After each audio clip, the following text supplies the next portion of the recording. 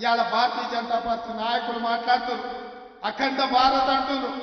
అఖండ భారత్ కోసం 100 కోట్ల ప్రజల కోసం స్వతంత్రం కోసం ప్రాణాలు ఇచ్చినప్పుడు మీరెక్కడున్న నరేంద్ర మోడీ మీరు కాదు కదా, కనీసం మీ పెంపుడు కుక్కైనా ఈ దేశం కోసం త్యాగం చేసిందా అని నేను అడుగుతున్నా.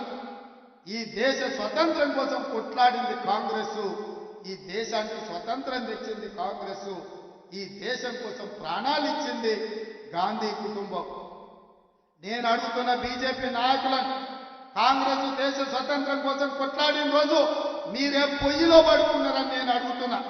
ఇవాళ ఈ దేశ సమగ్రతను కాపాడడం కోసం ముష్కర్ల తుపాకీ తూటాలకు బలైపోయి మానవ బాంబుల పేల్చులో వీరు మరణం పొందినప్పుడు మీరంతా ఎక్కడున్నారు?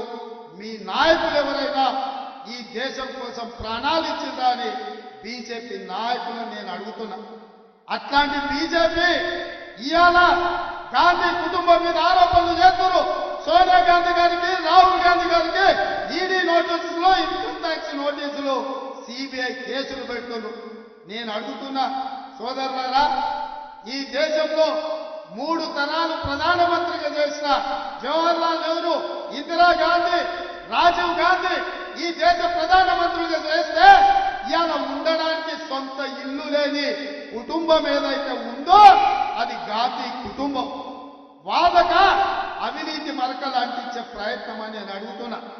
ఉండడానికి ఇల్లు లేని వాళ్లకు సొమ్ము సంపాదించుకోవాలన్న ఆలోచన ఎందుకుంటది?